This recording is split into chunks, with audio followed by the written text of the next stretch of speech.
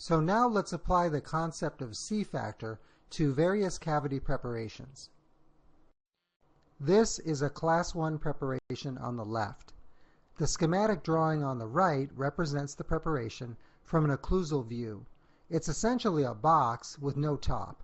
So what is the ratio of bonded surfaces to free unbonded surfaces? The bonded walls include the buccal, the lingual, the mesial, the distal, and the pulpal wall or floor. So that makes 5 bonded walls. The only free surface where the composite can flow and shrink freely is the occlusal.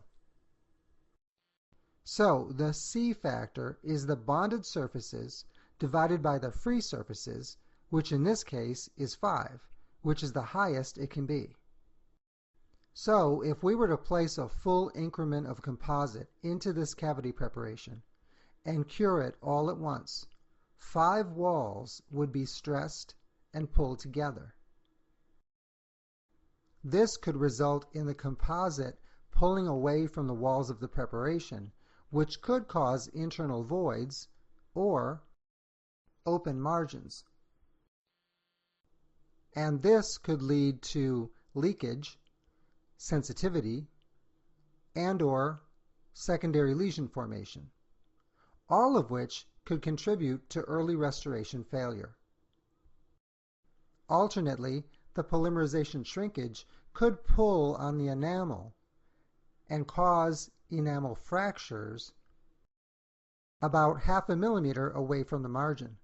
This also could lead to leakage, sensitivity, or secondary lesion formation and early restoration failure.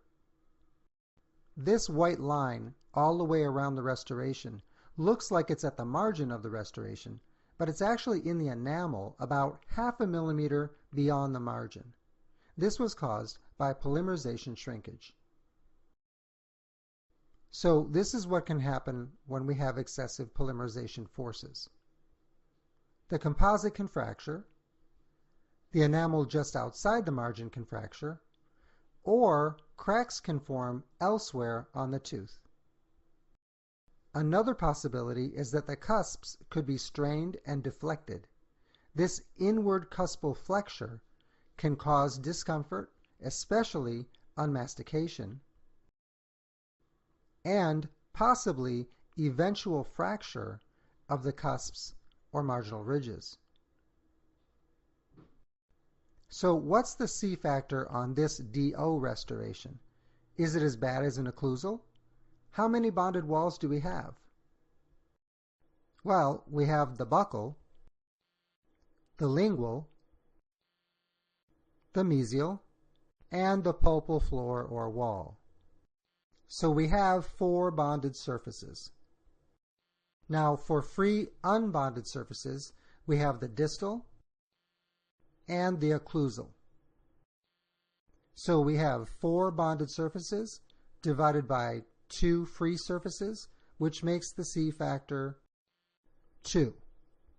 So compared to our occlusal preparation, which has a C-factor of 5, our Class 2 has a much lower C-factor. Therefore, we should be much more concerned about postoperative problems with a Class 1 restoration. What about an MOD? This one might surprise you. How many bonded walls do we have? Well, we have the buccal, the lingual, and the pulpal. So that makes 3. And now the free surfaces. We've got the mesial, the occlusal, and the distal. So we have 3 bonded surfaces divided by 3 free surfaces, which makes the C-factor 1, lower than both our DO and our occlusal. But we have to remember from last week that an MOD preparation weakens a tooth by at least 50%. So if we find ourselves having to replace an MOD restoration, we want to take care to bond it carefully because it's already so weak. Here's one last question. What about a Class 5? The schematic on the right is a view into the preparation from the buccal. If you have a distinct preparation with mesial and distal walls, you have a lot of bonded surfaces. You have the mesial, the distal, the occlusal, the gingival, and the axial. The only free surface during polymerization is the facial surface. So the C factor is 5, the highest it can be. This is the same as an occlusal class 1. Now, this assumes that the gingival margin is an enamel. If that's the case, this restoration is as much at risk as an occlusal restoration. Before watching this video, you read about strategies for controlling polymerization shrinkage in our operative textbook. In class this week, we will review those techniques and go through some cases.